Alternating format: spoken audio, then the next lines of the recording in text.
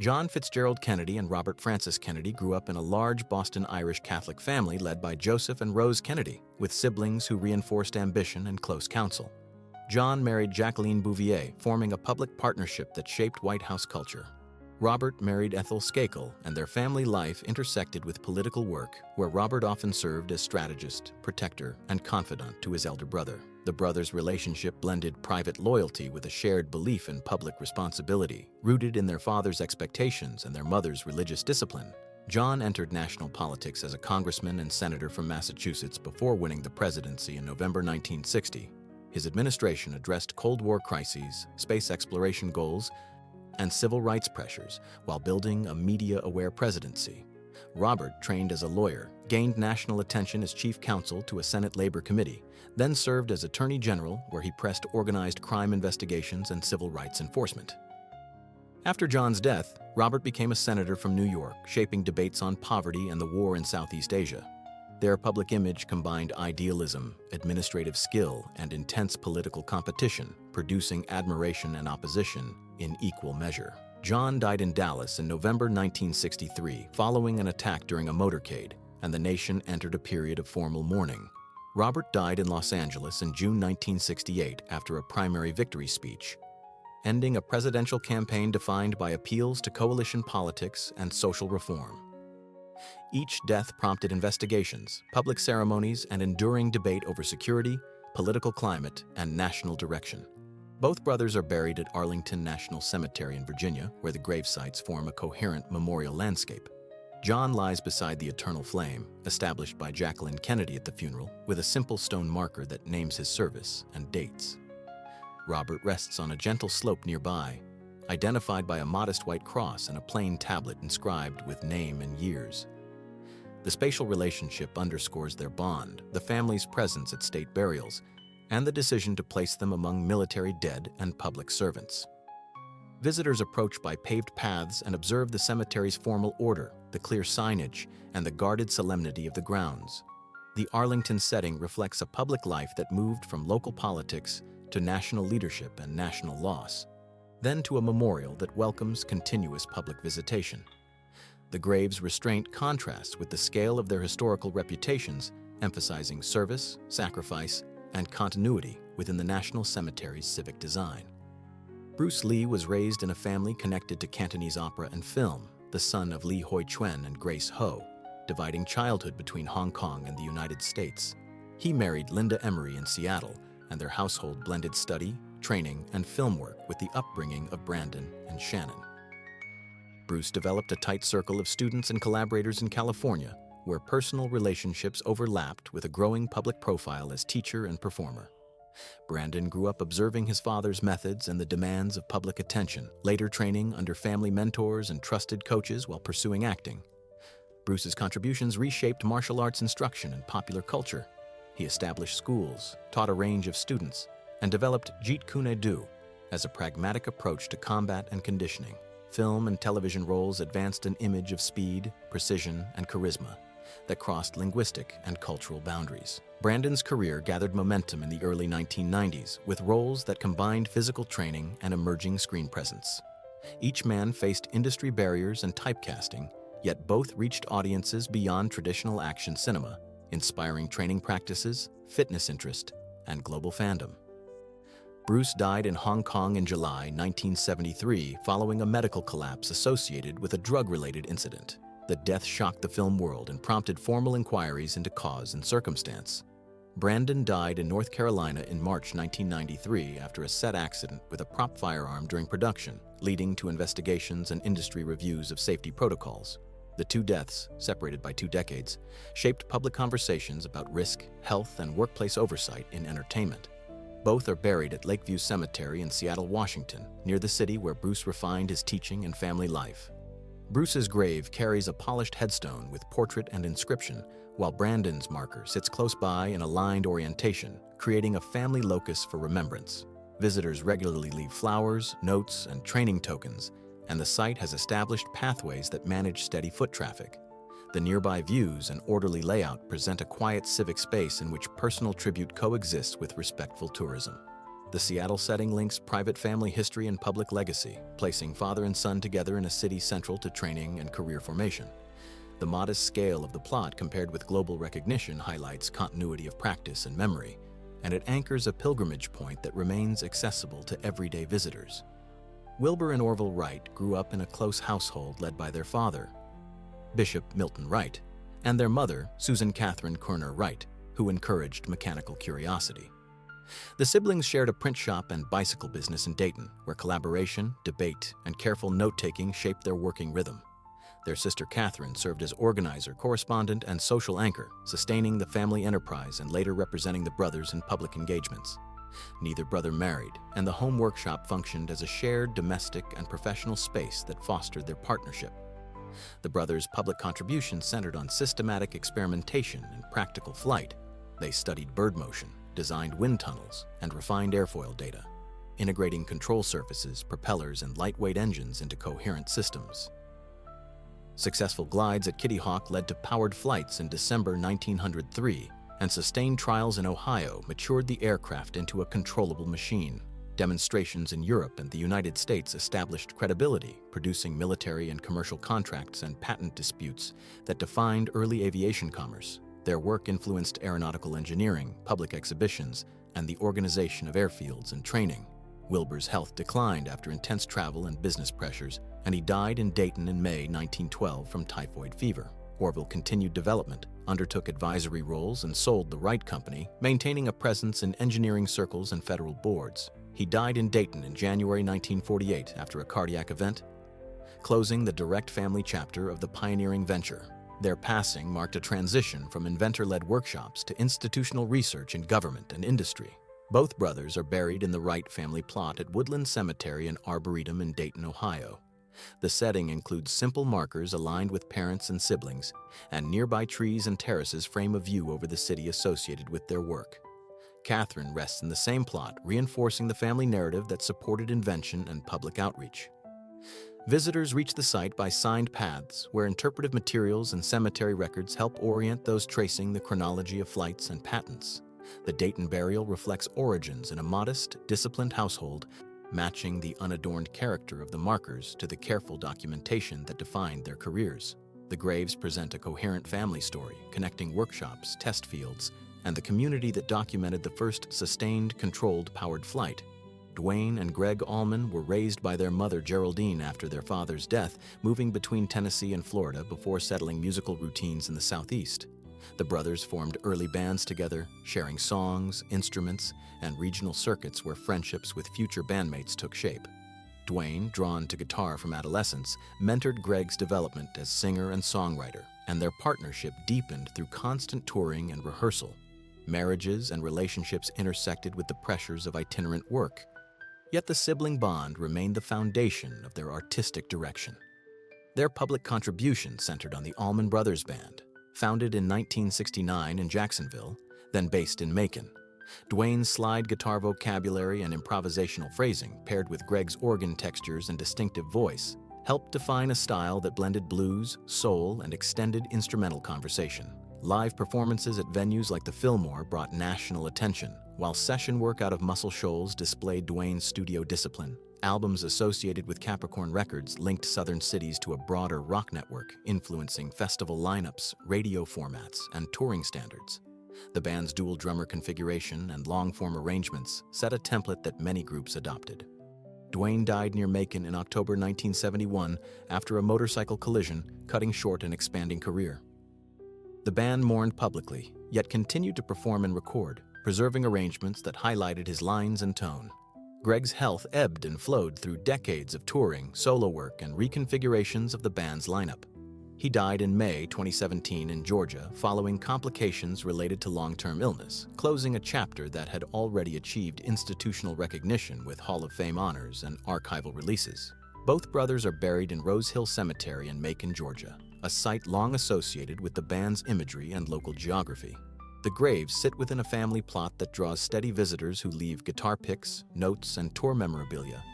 Guided by cemetery maps and community signage, the markers, set among rolling hills and river views, share a consistent design language that aligns with the band's understated memorial practices. Nearby paths connect to sections of the cemetery that appeared in early photographs and album art, reinforcing the link between place and sound. The Macon burial consolidates a narrative in which rehearsal houses, studios, and stages formed a network of Southern music production. The proximity of the brothers' graves underscores the collaboration that shaped repertoire and performance standards, and it situates their legacy within a civic landscape that continues to host festivals, museum exhibits, and historical tours. Ethel and Lionel Barrymore belonged to a theatrical family led by Maurice Barrymore and Georgiana Drew. With ties to the Drew and Barrymore acting dynasties, their upbringing moved between touring schedules and extended family homes, where elders and managers shaped education and stage discipline. Ethel's marriage to Russell Griswold Colt connected her to East Coast society, though the union ended in divorce, while motherhood remained a central responsibility. Lionel married twice, and later years brought health challenges that required support from colleagues and family, keeping him close to professional communities that understood the strain of continuous performance. Their contributions helped define American stage and early film acting across the first half of the 20th century. Ethel rose to prominence on Broadway, acclaimed for control of voice and gesture in serious drama and comedic roles, later adding film performances that extended her public reach. Lionel transitioned from stage to silent film, then to sound pictures, directing and acting with an emphasis on character detail and authority. Studio contracts placed him in recurring roles that anchored ensemble casts, while radio appearances sustained audience familiarity. Each sibling navigated the shift from live theater to studio systems, preserving craft standards and mentoring younger performers. Ethel's health declined in the 1950s after decades of work that included theater management and national tours, and she died in Los Angeles in June 1959. Lionel had faced long-term pain and limited mobility, relying on a wheelchair while continuing film and radio work, and he died in November 1954 in Los Angeles. Their deaths prompted industry tributes that cited professional endurance, classical training, and the transfer of stage discipline to screen practices that shaped casting and rehearsal norms. Both are buried at Calvary Cemetery in Los Angeles, California, reflecting the family's Catholic faith and the film industry's center of gravity in mid-century America. The graves lie among other studio-era figures, with markers that favor clarity over ornament and with cemetery records that guide visitors to family sections. The setting offers views of city neighborhoods built during the expansion of motion picture production, and the grounds maintain orderly paths suited to steady visitation. The Calvary interments place siblings from a historic stage lineage within the city that consolidated American screen culture. The restrained memorials align with a public image grounded in professionalism rather than spectacle, linking the family's 19th century theatrical roots to 20th century film institutions that relied on their standards. Ricky and David Nelson were sons of Ozzie and Harriet Nelson, growing up within a household that blurred family life and performance. The brothers first appeared as children on their parents' radio program, then moved with the family to television, where shared routines and on-screen roles overlapped with private schooling and neighborhood friendships. David married June Blair, then later Yvonne Lime, and he combined domestic responsibilities with production work. Ricky married Kristen Harmon, and their home life intersected with recording sessions, touring, and the demands of a youthful fan base. Despite differing temperaments, the siblings remained linked through family projects and studio relationships. Ricky's public contributions bridged early rock and roll and network television. Regular musical performances on The Family Show introduced his singles to national audiences, while studio recordings placed him on the charts alongside established acts. Stagecraft, television timing, and careful repertoire choices reinforced a clean-cut image that nonetheless carried the rhythms and instrumentation of contemporary music. David shifted toward directing and producing, applying experience from years on the set to behind-the-camera roles. He maintained occasional acting appearances, but his primary impact came through coordination, scheduling, and project development in television features and specials. Together, the brothers helped define a template for cross-platform careers that united domestic sitcom exposure with music and production work. Ricky died in December 1985 in Texas during a tour schedule, following an aircraft incident that prompted federal investigation and public scrutiny of travel practices. Memorial services focused on his recording legacy and his role in shaping youth music on television. David's later years included philanthropic involvement and continued production activities with a public identity grounded in steady professionalism rather than celebrity marketing. He died in January 2011 in California after illness, and colleagues noted his continuity from child performer to adult craftsman within the medium. Both are buried at Forest Lawn Memorial Park in the Hollywood Hills area of Los Angeles, Tumas, California, within sections that include many figures from film and television. The graves are situated to allow orderly visitation, and cemetery maps direct fans and historians to the family placements. Markers present clear inscriptions without excessive ornament, aligning with the park's landscape style of lawns, trees, and framed views of the surrounding hills. Visitors often leave small notes, flowers, and records that reference broadcast episodes and charted songs. The Hollywood Hills setting connects a family-centered production to the city that sustained it, placing the brothers among peers who built mid-century American television and music. The measured scale of the memorials contrasts with the widespread reach of their work, underscoring the role of routine, rehearsal, and studio discipline in careers that began at home and matured within the industry. Cornelius Vanderbilt II and William Kissam Vanderbilt were grandsons of the Commodore, raised within a household that combined strict oversight with expectations of stewardship over rail and steamship fortunes. They were sons of William Henry Vanderbilt and Maria Louisa Kissam, and their marriages linked finance to social leadership. Cornelius married Alice Gwynn, whose organizational skill and philanthropy shaped their New York household and Newport residence. William married Alva Erskine Smith, then later Anne Harriman, and those unions connected him to architectural patronage and society reforms. Sibling cooperation and rivalry appeared in estate decisions, board roles, and the building of urban mansions and seaside houses. Their public contributions centered on the consolidation and management of railroad systems, notably the New York Central lines, and on civic philanthropy that supported hospitals, churches, and cultural institutions. Cornelius served in executive roles that oversaw infrastructure, stations, and equipment modernization, while Alice gained recognition for hospital leadership and charitable governance. William devoted attention to leisure culture and design, commissioning architects for residences and clubs, and he helped advance horse racing and early automotive interests. Both brothers shaped the Gilded Age cityscape, from palatial homes on Fifth Avenue to seasonal estates in Newport, where staff, artisans, and suppliers found steady work that reflected broader economic trends. Public response blended admiration for scale and criticism of ostentation, a debate that framed discussions of wealth and responsibility. Cornelius's health failed in the 1890s, and he died in New York in September 1899 after a period of illness that limited public appearances. William continued travels in Europe and the United States, dividing time between sport, art collecting, and business, and he died in Paris in July 1920. Their passing prompted estate distributions, sales of prominent properties, and donations that redirected some family assets to public institutions. The shift marked a turn from first-generation accumulation to structured philanthropy and the dispersal of great houses. Both are buried at Moravian Cemetery on Staten Island, New York, within the Vanderbilt family enclosure that features a large mausoleum and landscape grounds. The site sits on elevated terrain with planned approaches, stone terraces, and plantings that reflect late 19th century funerary design.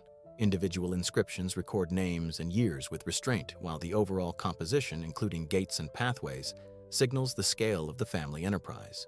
Cemetery records and local histories guide visitors through a setting that remains active and carefully maintained. The Staten Island burial gathers leading figures of a business dynasty in a single visible memorial landscape, aligning railroad-age power with a planned resting place.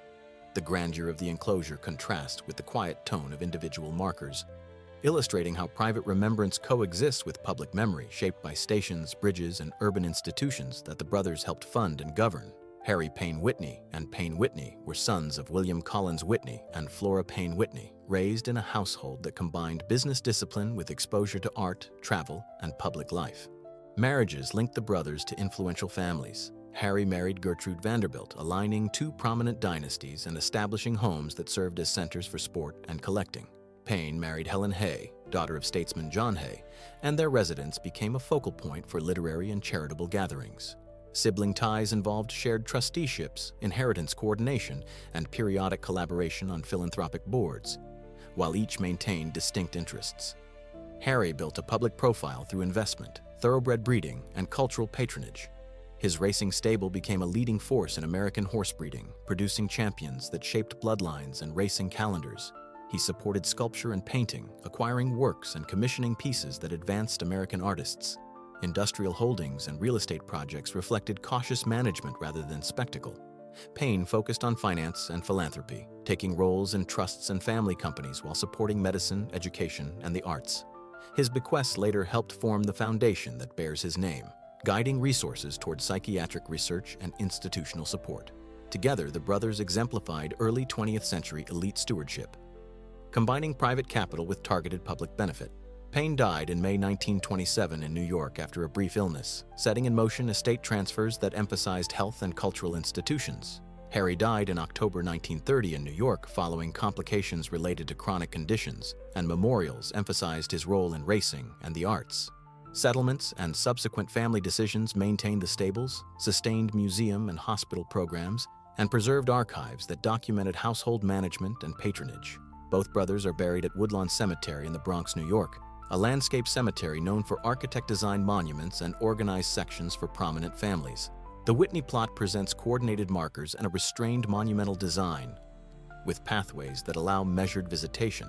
Inscriptions are formal and concise, and plantings frame sightlines toward nearby mausoleums and avenues that echo the cemetery's park plan.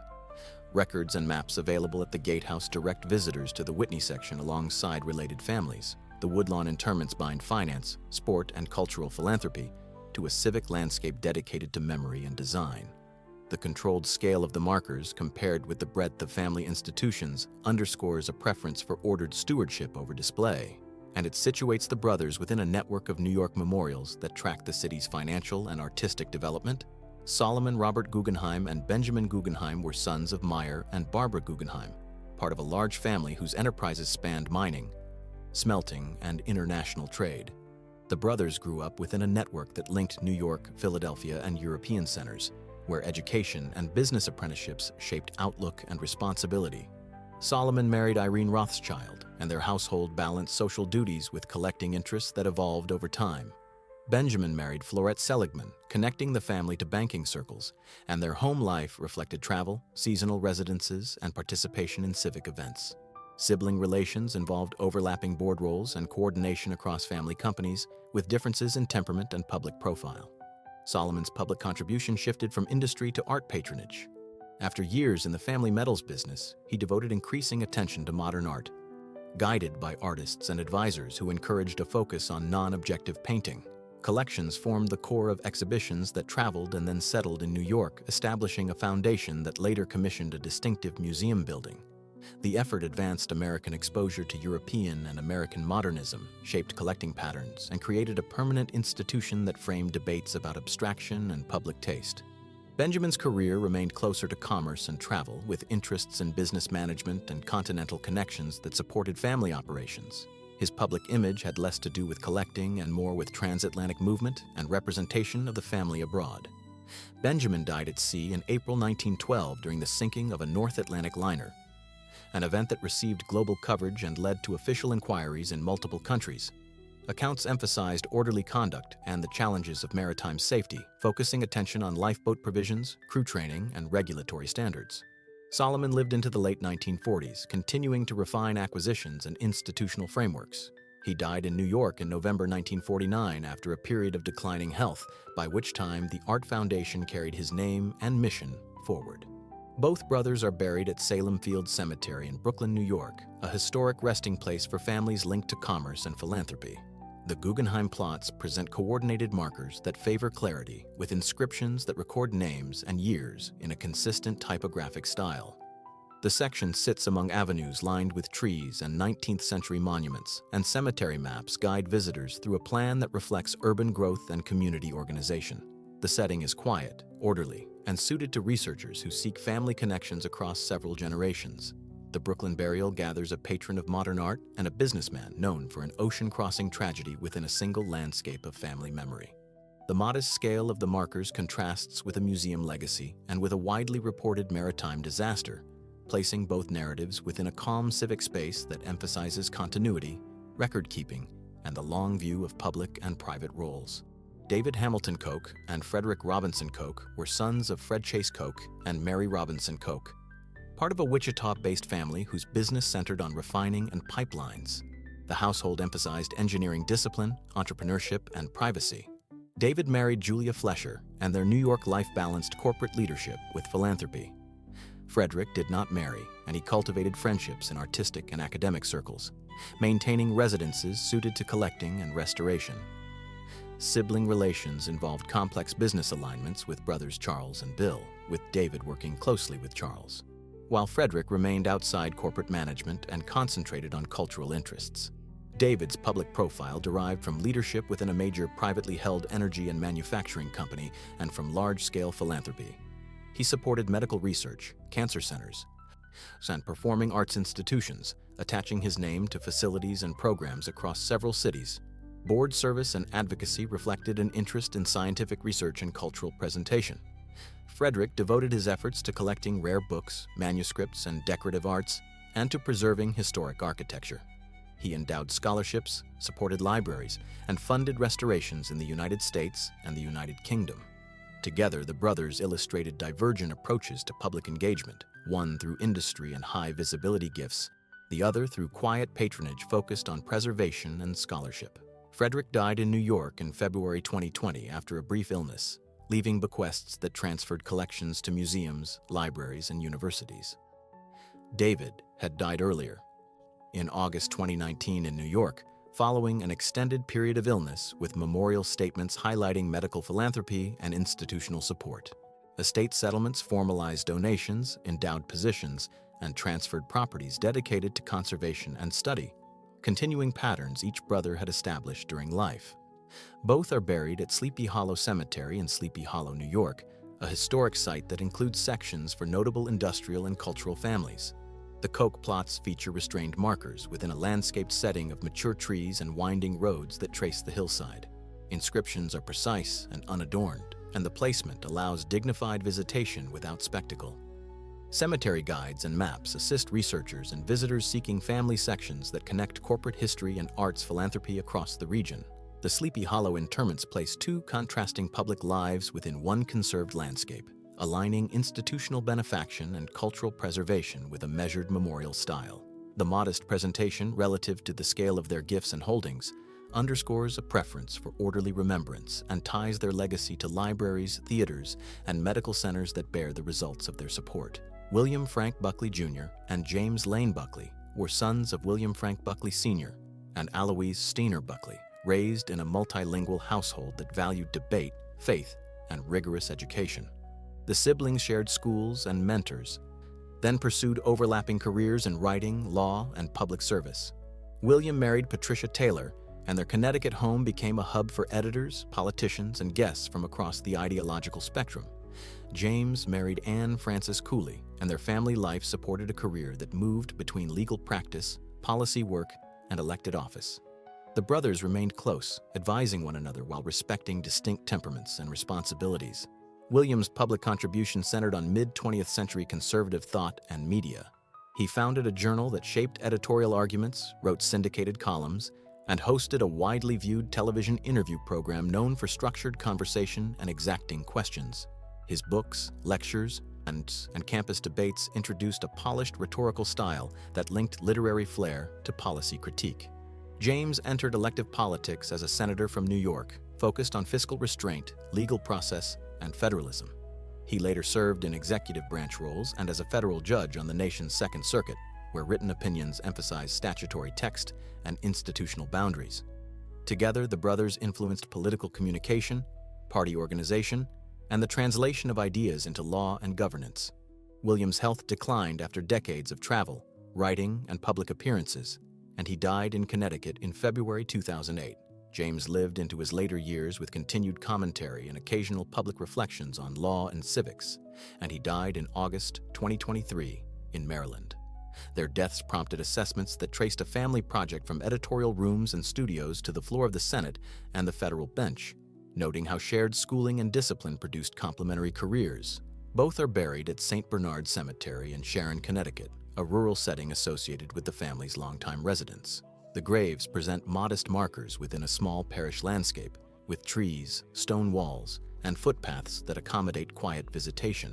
Inscriptions list names and years without ornament, and nearby plots reflect a local community that knew the brothers as neighbors as well as public figures. Parish and town records guide visitors who seek the site while respecting the scale of a working cemetery. The Sharon burial aligns public prominence with private restraint, situating media influence and judicial service within a New England setting that shaped routine and reflection. The simplicity of the marker stands against the breadth of writings, broadcasts, and opinions, underscoring a family habit of disciplined work paired with measured memorial presence. Horace Elgin Dodge Jr. and Delphine Dodge were the children of Horace Elgin Dodge and Anna Thompson Dodge, heirs to a pioneering Detroit automotive fortune. The siblings grew up in a household shaped by their parents' partnership in the Dodge Brothers enterprise, surrounded by engineers, designers, and household staff who kept business and domestic routines synchronized. Delphine's marriages, first to John R. Heaton, then to James H. R. Cromwell, connected her to diplomatic and society circles. Horace married twice, including to socialite and yachtswoman Greg Dodge, and maintained residences that balanced leisure, sport, and the expectations of a prominent family. Their relationship reflected the pressures of inheritance, public scrutiny, and the logistics of managing estates and travel. Delphine's public profile mixed society visibility with charitable work, including support for hospitals and cultural causes associated with Detroit and New York circles.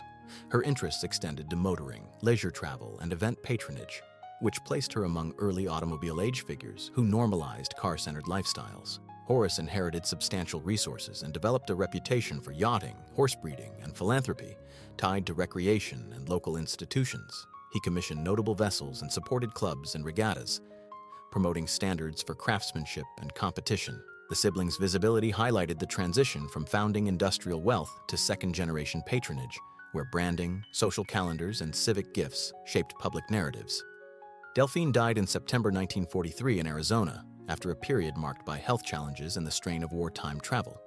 Settlements addressed trusts, jewelry, and household holdings, with portions directed to family and selected charities.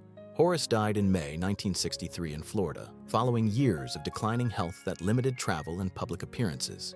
His estate involved yachts, properties, and collections, and it funded bequests that preserved clubs, marine activities, and local organizations connected to earlier interests.